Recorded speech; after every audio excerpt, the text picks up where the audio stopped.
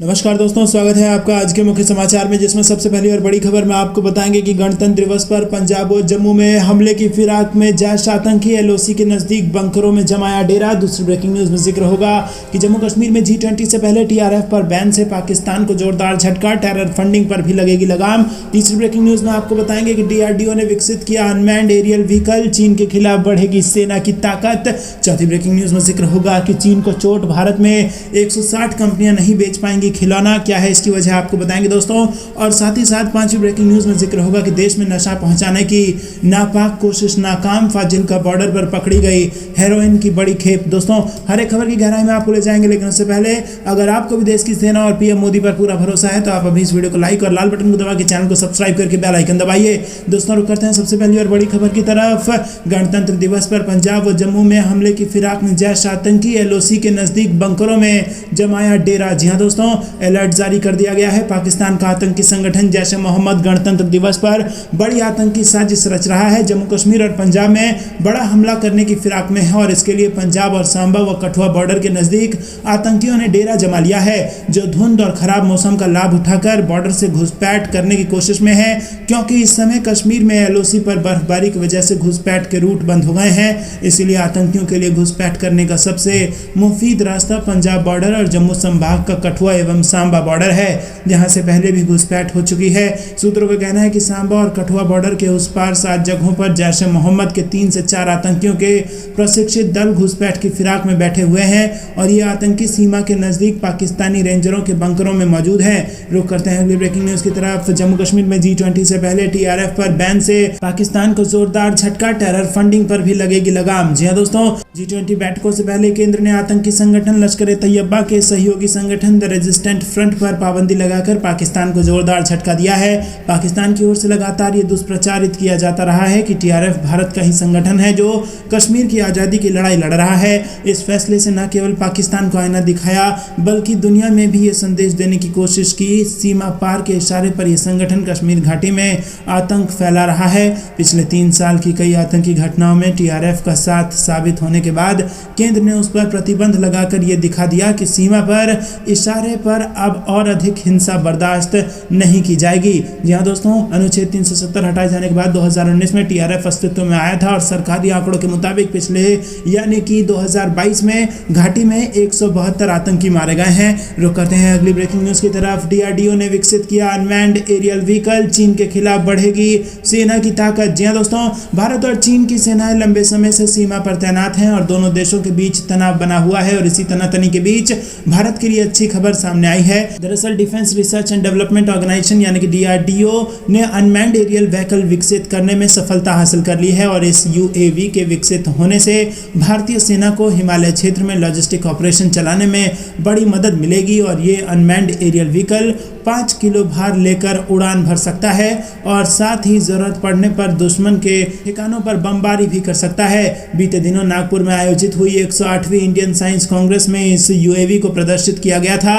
फिलहाल DRDO ने इस मल्टीकॉप्टर पेलोड के सिक्किम में 14,000 फीट की ऊंचाई पर सफल ट्रायल किए हैं।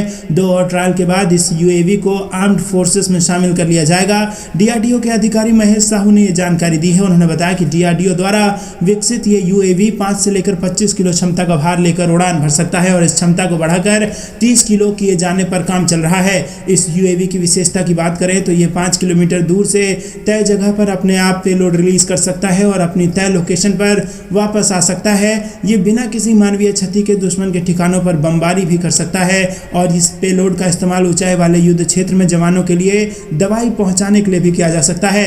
रुक करते हैं ब्रेकिंग न्यूज की तरफ। चीन को चोट, भारत में 160 कंपनियां नहीं बेच पाएंगी खिलौने।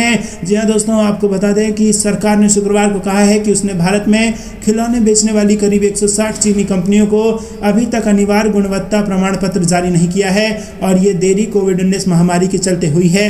भारत ने जनवरी 2021 से ही देश में खिलौने की बिक्री के लिए भारतीय मानक ब्यूरो से ISI गुणवत्ता प्रमाण पत्र लेना अनिवार्य कर दिया है। और दोस्तों, BIS के महानिदेशक प्रमोद कुमार तिवारी ने संवाददाताओं से कहा कि चीन की लगभग 160 खिलौना कंपनियों ने पिछले 2 सालों में BIS गुणवत्ता प्रमाणन के लिए आवेदन किया है और हमने अभी तक कोविड-19 महामारी के मद्देनजर उन्हें प्रमाण पत्र जारी नहीं किया है। आमतौर पर BIS गुणवत्ता प्रमाण पत्र को कारखानों के निरीक्षण के बाद जारी किया जाता है। उन्होंने कहा कहा कि महामारी संबंधी पाबंदियों और स्वास्थ्य संबंधी चिंताओं के कारण BIS के अधिकारी चीन का दौरा नहीं कर सके। तिवारी ने चीनी खिलौने कंपनियों के बारे में कहा कि उन्होंने हमें निरीक्षण के लिए आमंत्रित नहीं किया और हम भी महामारी के कारण चीन नहीं जा सके। उन्होंने कहा कि पिछले 2 वर्षों में BIS ने 29 विदेशी खिलौना विनिर्माताओं को गुणवत्ता प्रमाण पत्र दिए हैं, जिनमें 14 वियतनाम से संबंधित हैं और इस दौरान BIS ने 982 भारतीय खिलौना विनिर्माताओं को भी गुणवत्ता प्रमाण पत्र जारी किया है। रुक करते हैं अगली ब्रेकिंग न्यूज की तरफ। देश में नशा पहुंचाने की नापाक कोशिश नाकाम, फाजिल्का बॉर्डर पर पकड़ी गई हेरोइन की बड़ी खेप। जी हां दोस्तों, देश में ड्रग्स पहुंचाने की पाकिस्तान की एक कोशिश को नाकाम कर दिया गया है। पंजाब के फाजिल्का से लगी भारत पाकिस्तान सीमा पर हेरोइन की बड़ी खेप बरामद की गई है। फाजिल्का पुलिस ने नशे की तस्करी के खिलाफ बड़ी कार्रवाई करते हुए 31 किलोग्राम हेरोइन बरामद की है और हेरोइन की खेप के साथ 2 लोगों को भी गिरफ्तार किया गया है। शुक्रवार को फाजिल्का सीमा पर कुछ संदिग्ध नजर आए थे, जिसके बाद सीमा पर फायरिंग हुई थी। सीमावर्ती इलाके में चक अमीर की तरफ कुछ संदिग्धों को देखा गया, जिस पर BSF ने फायरिंग शुरू कर दी।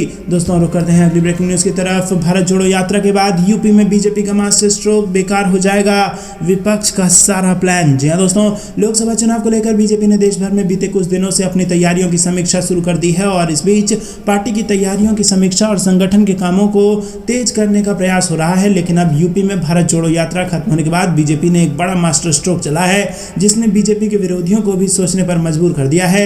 बीजेपी की अगर ये चाल कामयाब हुई तो विपक्ष का सारा प्लान फेल हो सकता है। दरअसल ये पूरी कहानी की शुरुआत केंद्रीय गृह मंत्री अमित शाह के एक बयान से हुई, जिसमें उन्होंने कहा कि राहुल बाबा सब रूम से सुनिए, 1 जनवरी 2024 तक भव्य राम मंदिर बनकर तैयार हो जाएगा। उनका यह बयान त्रिपुरा के सब रूम में एक रैली को संबोधित करते हुए आया और इस बयान के जरिए उन्होंने कन्याकुमारी से कश्मीर तक 3500 किलोमीटर लंबी भारत जोड़ो यात्रा निकाल रहे कांग्रेस नेता राहुल गांधी पर सीधा हमला बोला है। और अभी बात यहीं खत्म नहीं होती है। अमित शाह के इस बयान के बाद श्री राम जन्मभूमि तीर्थ क्षेत्र ट्रस्ट के सचिव चंपत राय ने एक और बयान दिया, जिसमें उन्होंने कहा कि मंदिर का निर्माण समय पर पूरा होगा और 2024 के जनवरी महीने में इसे भक्तों के लिए खोल दिया जाएगा। दोस्तों रुक करते हैं अगली ब्रेकिंग न्यूज की तरफ। जमाने वाली ठंड, दिल्ली में 2 डिग्री से नीचे पारा, मसूरी नैनीताल से भी ज्यादा ठिठुरन। जी हां दोस्तों, आपको बता दें कि सर्दी और शीतलहर से पूरा उत्तर भारत कांप रहा है। राष्ट्रीय राजधानी दिल्ली और NCR के इलाके में भीषण शीतलहर और ठंड की चपेट है और दिल्ली का औसतन न्यूनतम तापमान 5 डिग्री सेल्सियस से नीचे दर्ज किया जा रहा है और लगातार जारी ठंडी हवाओं के चलते गलन बढ़ गई है। यूं तो दिल्ली की सर्दी सदियों से मशहूर है, लेकिन इस बार गिरते पारे ने हद पार कर दी है। देश की राजधानी दिल्ली में न्यूनतम तापमान शिमला, मसूरी, नैनीताल जैसे हिल स्टेशन से भी नीचे पहुंच चुका है और दिल्ली में कुछ जगहों पर पारा 2 डिग्री से भी नीचे लुढ़क गया है। सफदरजंग में शनिवार 7 जनवरी को न्यूनतम तापमान 2.2 डिग्री सेल्सियस, इसी के साथ लोधी रोड पर 2 डिग्री सेल्सियस, जबकि रिज में 1.5 डिग्री सेल्सियस रिकॉर्ड किया गया। दोस्तों ये हाल दिल्ली का है, जहां पर 1.5 डिग्री सेल्सियस भी यहां पर तापमान दर्ज किया गया। आपको क्या कुछ लगता है कमेंट में जरूर बताइए। रुक करते हैं अगली ब्रेकिंग न्यूज की तरफ। विकासशील देशों की आवाज बनना भारत का कर्तव्य, हमारी तरफ बड़ी उम्मीद से देख रही है दुनिया, एस जयशंकर का बयान। जी हां दोस्तों, विदेश मंत्री एस जयशंकर ने शुक्रवार को कहा कि वैश्विक दक्षिणी या विकासशील दुनिया की आवाज बनना भारत का कर्तव्य है, जो इस समय कई चुनौतियों का सामना कर रहा है। दुनिया भारत की तरफ बड़ी उम्मीदों से देख रही है। हालांकि उनके बयान से पहले विदेश मंत्रालय ने घोषणा की है कि भारत वैश्विक दक्षिण के देशों को एक साथ लाने और विभिन्न वैश्विक चुनौतियों से संबंधित उनकी सामान्य चिंताओं, हितों और दृष्टिकोण को साझा करने के लिए 12 और 13 जनवरी को शिखर सम्मेलन की मेजबानी करेगा। दोस्तों रुक करते हैं अगली ब्रेकिंग न्यूज की तरफ। GD बख्शी की चीन को चेतावनी, राहुल गांधी को भी दी नसीहत। जी हां दोस्तों, भारत और चीन के बीच चल रहे सीमा विवाद को लेकर रिटायर्ड जनरल GD बख्शी का बड़ा बयान सामने आया है। भारत चीन विवाद पर जनरल GD बख्शी ने कहा है कि अब वक्त आ गया है कि भारत चीन के बीच हुई हथियार न चलाने की संधि पर पुनर्विचार किया जाए। उन्होंने कहा कि चीन को चेतावनी दे देनी चाहिए कि अब आपको ये संधि बचा नहीं पाएगा। उन्होंने सरकार से अनुरोध किया है कि यदि चीन हमला करता है तो सेना के हाथ खोल दिए जाए। उन्होंने साफ किया कि धक्का मुक्की दोस्तों के साथ होती है, दुश्मनों के साथ नहीं। एक कार्यक्रम में शामिल होने retired general GD Bakshi Jabalpur पहुंचे थे। रिटायर्ड जनरल GD बख्शी ने कांग्रेस नेता राहुल गांधी का नाम लिए बगैर ही उन्हें नसीहत दी है। उन्होंने कहा कि भारत की फौज के लिए पिटने जैसे शब्दों का इस्तेमाल दुर्भाग्यपूर्ण है, जबकि वो हकीकत से वाकिफ नहीं है। उन्होंने उल्टा सवाल दागा कि क्या राहुल गांधी भारतीय सेना का शौर्य और साहस देखने सीमा पर गए हैं, जो फौज के लिए पिटने जैसे शब्दों का इस्तेमाल कर रहे हैं। उन्होंने कहा कि राष्ट्रीय सुरक्षा के मामलों में सबको एकजुट होना चाहिए। रिटायर्ड जनरल GD बख्शी ने चीन की विस्तारवादी सोच को भी जमकर आड़े हाथों लिया और उन्होंने साल 1959 का जिक्र करते हुए कहा कि जब भी चीन में गदर मचती है, चीनी सरकार ध्यान भटकाने के लिए हमलों को और दूसरे देश की जमीन पर कब्जे जैसे रणनीति पर काम करना शुरू कर देती है। और इस समय चीन कोरोना की भीषण महामारी का सामना कर रहा है। बावजूद इसके चीन अपना घर देखने के बजाय आक्रामक तेवर दिखा रहा है।